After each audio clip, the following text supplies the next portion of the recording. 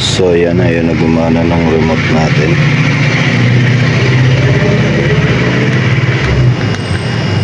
Ang nangyari kasi nito, nire-start ko tapos inon ko tong ano natin, hinap ko yung breaker dito, tapos inon ko sa remote yung panel niya or itong e-bike, tapos biglang namatay na, nag-on tapos namatay.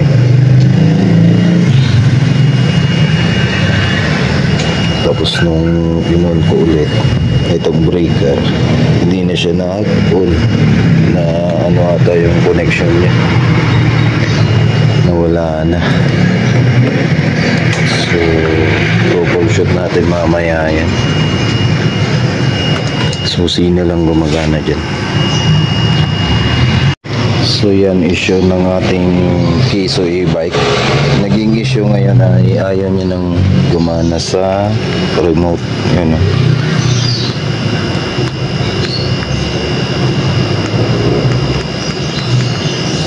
Ayun na gumana. So binaklas ko muna dito tornilyo. Yok muna natin yung breaker for safety. Ayan, tinanggalan ko muna to. Check natin dyan.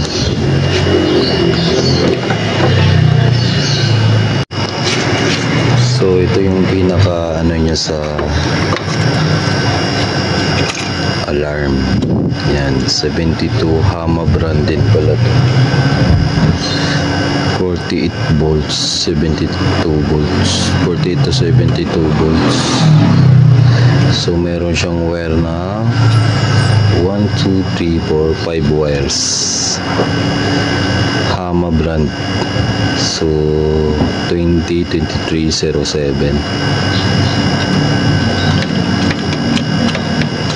Dito siya nakakonect. Ito yung ayaw na gumana.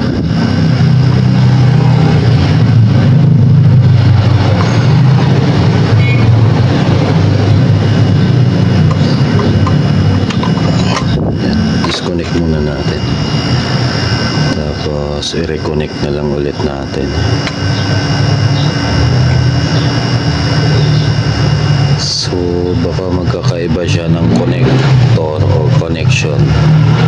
Ito connector na to kasi dito is 8, tapos ang gumagana is 6 lang, 2, 4 o 5 lang, 5 connect, firewire lang.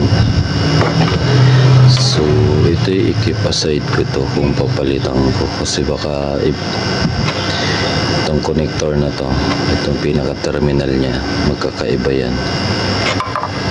So ito kasi dito to nakakonect yung last. Sabi ko pag umaalog-alog, ayan o, alog-alog yan, tunog-tunog siya, maingay. Kaya nilipat ko dito sa gilid,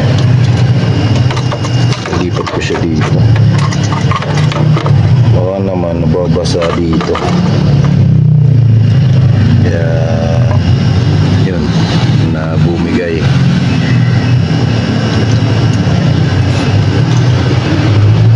Sana pagbalik ko maging okay ulit. So basic troubleshoot, connect, disconnect, in connect. So naka-off yan ngayon yung ating breaker. Gagawin ko muna ay connect is disconnect and connect. So may idea na ako dito kung anong brand, anong voltahe ito. Ito lang naman yun. So marami sa Shopee nito. Yung connector lang ang di ko alam kung same or kailangan mong i-modify, kasi para dito sa port na to, sa bottle port. Ito bottle, ano kasi ito, controller. Ayan, bottle controller.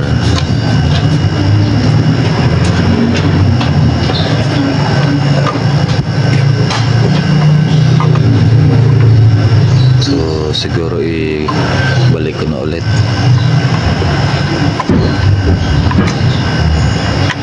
And i-on natin yung breaker.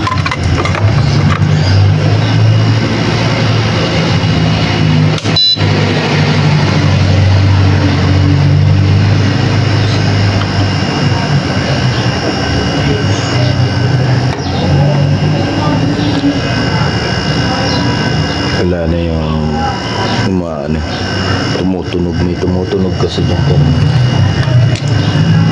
Try natin. Kumana na. So, yun. Kumana na ulit, oh.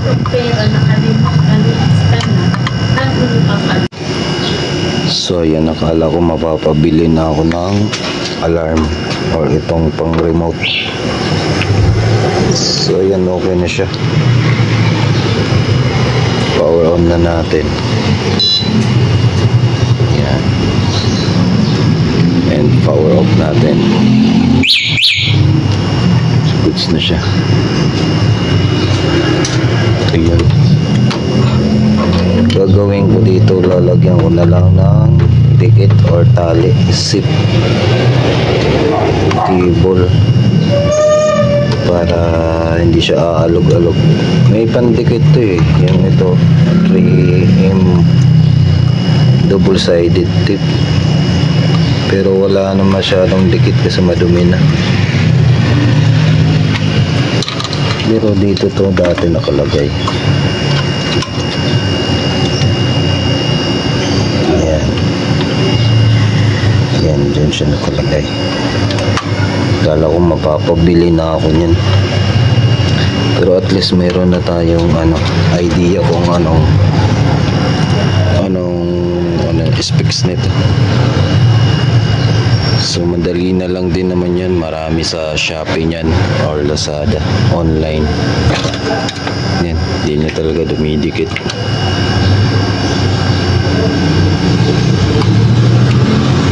So yun lang mga kadabs, yun yung una-una kong troubleshoot dito. So ang ginawa natin is disconnect tapos connect. So yun lang, at unang gawin nyo ay ito, safety first. I-off nyo muna yung breaker nya bago nyo galawin itong mga wiring dito. So yun lang, tips and sharing tayo mga kadabs. So comment nyo na lang kung anong na-experience nyo sa Kiso nyo or sa e-bike nyo.